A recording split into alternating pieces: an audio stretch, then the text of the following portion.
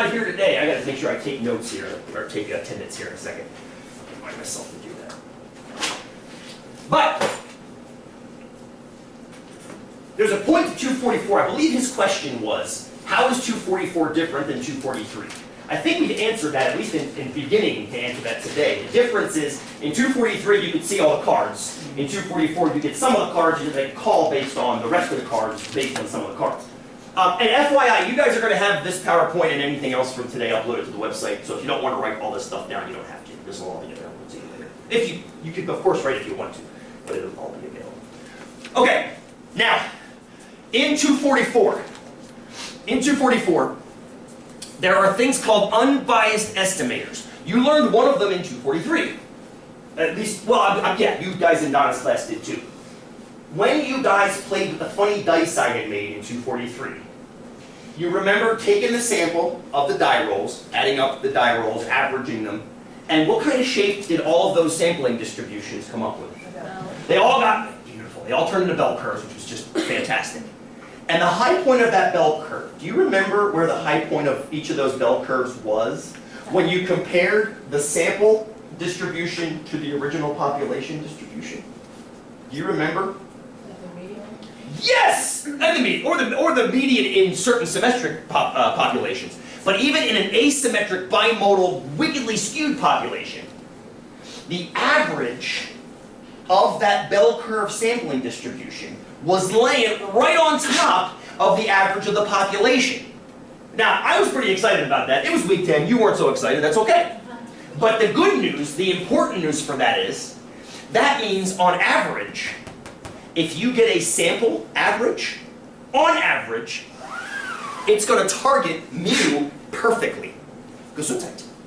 It's going to target mu perfectly. It's not always going to hit it exactly in the sample, but on average it does. I used bullseyes. If you remember the last class, we had 4 bullseyes on the board. 2 of them were actually hitting the center of the bullseye. This guarantees hitting the center of the bullseye.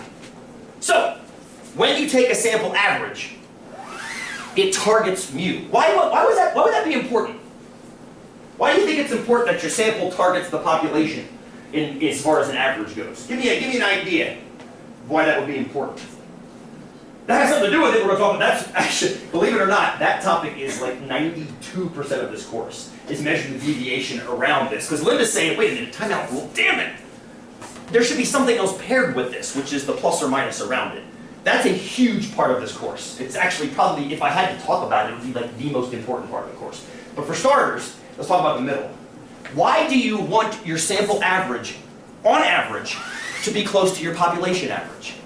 Because it means that your sample is mirroring your population. Say that nice and loud, Ronnie. That was perfect. Because it means that your sample mirrors your population. Your sample, on average, mirrors your population. Isn't that what you want? If you're trying to develop a drug that reduces migraine intensity, don't you want the sample migraine reduction rate to mirror what would actually happen if you gave the drug to everybody? Wouldn't that be great? That's kind of the point, right?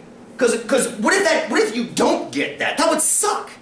We have shown in clinical tests that our sample results reduce migraines by 25% over a leading brand. Woohoo! Give it to the public. All of a sudden everybody's like, what the hell? I never had migraines before and now I do. Well, that's not this. You want this to mirror this. Now the important thing too is, are you ever going to know what this is? That's the other problem. You never know what this is. This is out there floating around. This is the deck of cards. Do you get to see the deck of cards? No! You get this. So if you can't get that, and you can get this, this is only valuable if... Yes, if it mirrors this. And the good news is there are 3 variables that do this besides X bar. X bar was the one we spent in 243 doing. There are 2 other ones. Remember this guy? Actually, remember this guy? No, you know what? Better yet.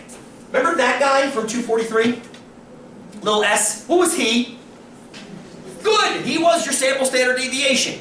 We like talking about him because we really wanted to know about the population standard deviation. Well, as it turns out, the sample standard deviation and the population standard deviation don't target each other perfectly. But if you square them, they do. Very interesting mathematics at work here. If anybody wants to see the mathematics behind this chart, I've got it on the enrichment page of the website, if anybody's interested. I guarantee maybe 1 in 40 of you will be. But that's okay. If you want to see it, it's there waiting for you. Alan, go. I'm just confused. If you don't know what mu is, how do you know x bar is going to mirror? Mathematically, you can prove it. Okay. And that's what I'm saying is on the enrichment page, should you want to see it. You can actually prove it using mathematics. It's actually really neat. This one's a simple proof. This one's a little messier. And this third one's actually pretty straightforward too. But yeah, that's a great question because Alan's like, wait a minute, time out, dude. If you don't know what mu is, how can you sit there at the front of the room and tell me that this guy mirrors that guy? And the answer, 2 answers, is number 1, repeated observations bear it out. That's not a very good answer though. That just means you get lucky a whole bunch of times, right? But a better answer is mathematically you can actually prove it using the very rules you guys know from Math 243. So if you want to see it, by all means, it's buried in there, it's well titled so you can find it, why these are unbiased estimators. Thank you for that question, sir. Great question. I've learned not to do it in class because I know some of you are grappling with consciousness right now at 8:15 in the morning. Trying to draw up that proof on the board would put you all to bed. So if you want to see it, it's waiting there for you. And there's one last one. We spoke of this guy a little bit in 243 when we started getting into the binomial. Remember little p? You might not remember little p. But we think about little p back in 243. What is p, the first letter? Yeah, the first letter in which word? That was a big part of Math 243. Oh, I saved that for 244. Whoever just said that, that was a great... Tell me your name. McKinnon. McKinnon, thank you. I saved that term for 244 because it kind of ties in more in 244. So, but what does the P and P value stand for? Say it again. Probability. It's the probability value. And that's what this is. When we had a binomial, for example. Chickens. What percentage of sexed female chickens actually are female? Boom! That was little p. That was little p reported to me by the guy at the desk at High Desert Ranch and Home. When we're trying to see if Max is guessing putting his Crocs on, if we're assuming he's guessing, what is little p? Billy's like, oh yes, the duck experiment. What was little p if we're assuming he's guessing? 50-50, 0.5, right? 1/2. Thank you, Mike. So these little p's exist in the population. The problem is, because we're in 244 now, you're not going to know what they are. For example, 2016's right around the corner, as I'm sure you've heard on the news outlets. How's Hillary doing in the polls? Somewhere out there is the population rate of support of Hillary Clinton amongst Democratic voters. Are you ever going to know what it is? You can't, can you? There's no way you can know what that is. It's floating around in the atmosphere. So what do? You draw a sample and you get something that's called p-hat. P-hat. We haven't talked about him in we didn't talk about him in I don't know if you guys did in 243. You did. Well, I didn't mention it because it was a sampling thing based on proportions. So p-hat is essentially, if you want to think about it, it's x bar for proportions. It's x bar for proportions. It's a sample proportion or a sample probability versus a sample average or a population mean. Fair? No. I'm not making this much easier for you, Linda. Because we only have 10 weeks together, we're going to straighten that one out in the middle. I don't see any point of studying this one because I have never once read a research study that actually analyzes this. And I'm not one to just fill your heads with stuff just to fill your heads with stuff. So I think it doesn't make any sense to talk about that if it doesn't actually something you're going to experience in your research jobs. But I guarantee, and I say research jobs, I also mean reading the news intelligently. I mean, you're going to see these. If you don't see these every day of your life or every week of your life watching the news, something's up. You also probably have seen this every day of your life as well. These are less popular than these in most media outlets, but they're about 50-50 split in research outlets. And we'll talk about why you see more in certain outlets than others as we go through.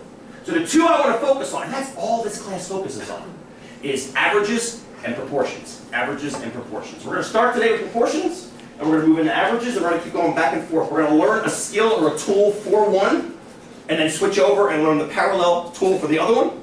Then learn a new tool for one, and then a new tool, that corresponding new tool for the other one. So think about it like Phillips head, flathead screwdriver.